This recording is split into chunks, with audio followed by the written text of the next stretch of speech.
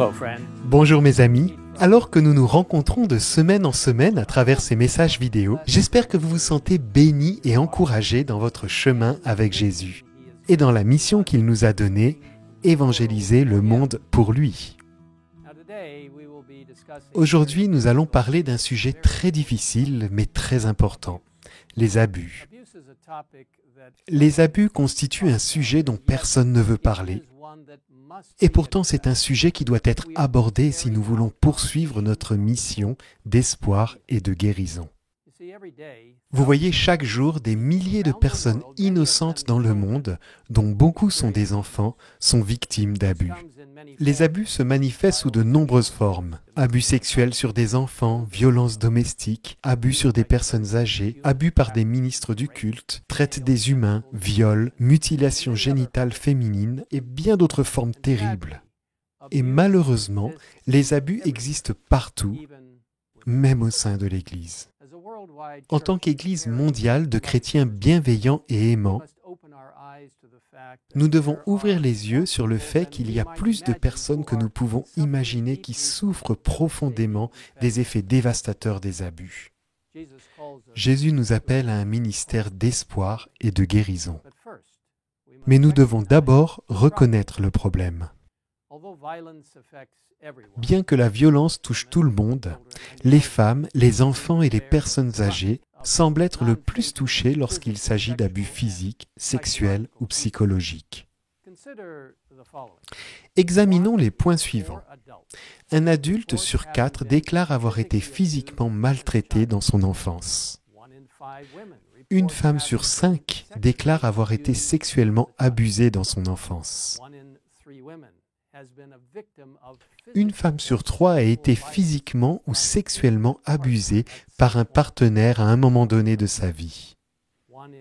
Selon l'Organisation mondiale de la santé, une personne âgée sur 17 a déclaré avoir été victime d'abus, et cela en un mois seulement. Les conséquences des abus peuvent être dévastatrices, au point que la victime arrive à se sentir inutile, déprimée, anxieuse, voire suicidaire. Les personnes abusées sont souvent plus vulnérables aux troubles alimentaires, à l'automutilation, à la toxicomanie et à d'autres comportements destructeurs.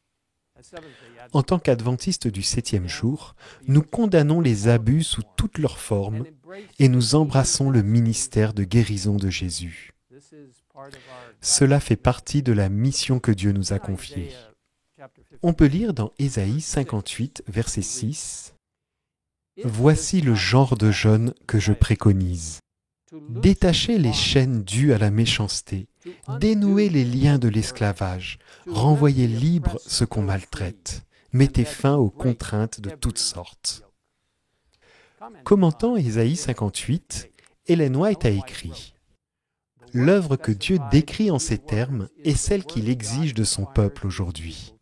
C'est l'œuvre que l'Éternel lui-même ordonne. Qu'au travail, qui consiste à défendre les commandements de Dieu et à réparer les brèches faites dans la loi divine, nous ajoutions la compassion pour l'humanité souffrante. Il faut que nous montrions un amour suprême et en même temps miséricorde, bonté et piété extrême pour la race déchue. L'amour témoigné à l'humanité souffrante donne une signification et une puissance à la vérité. Samedi prochain, le 22 août, est une journée spéciale de sensibilisation et de soutien en faveur de la fin de la violence dans le monde.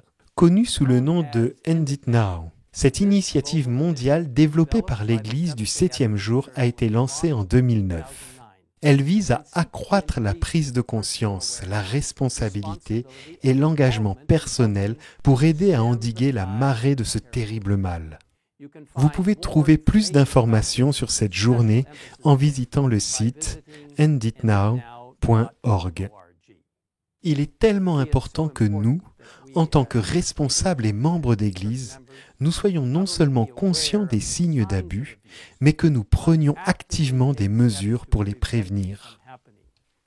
En écoutant attentivement et avec compassion ceux qui ont été victimes d'abus, et en prenant des mesures, telles que des mesures préventives, en signalant les auteurs aux autorités compétentes afin que ceux-ci puissent être tenus responsables.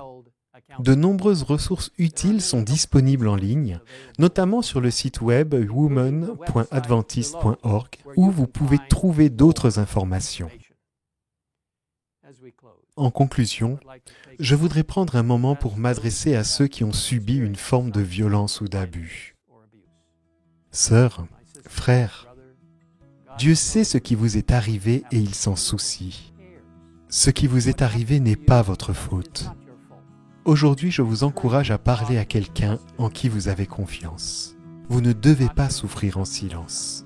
Vous pouvez obtenir de l'aide dès maintenant. Et un jour, Dieu vous apportera une nouvelle vie et une guérison complète. En effet, dans Malachie, chapitre 4, verset 2, il promet « Mais pour vous, qui craignez mon nom, le soleil de la justice se lèvera, et la guérison sera dans ses rayons.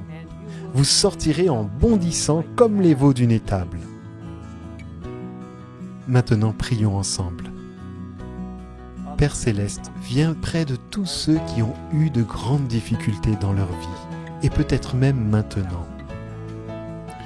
Nous te demandons d'apporter une guérison complète dans leur cœur et de les aider à avoir une nouvelle perspective et un brillant espoir pour l'avenir, en les remplissant de ta justice. Ta justice qui justifie, ta justice qui sanctifie, en les aidant à voir qu'ils ont tant de valeur à tes yeux et aux yeux des autres, qu'ils sont précieux pour la mission de l'Église. Et bientôt, lorsque tu reviendras, Seigneur, nous serons enfin chez nous. Nous t'en remercions. Seigneur, sois avec chacun d'entre nous. Nous te le demandons au nom de Jésus. Amen. Amen.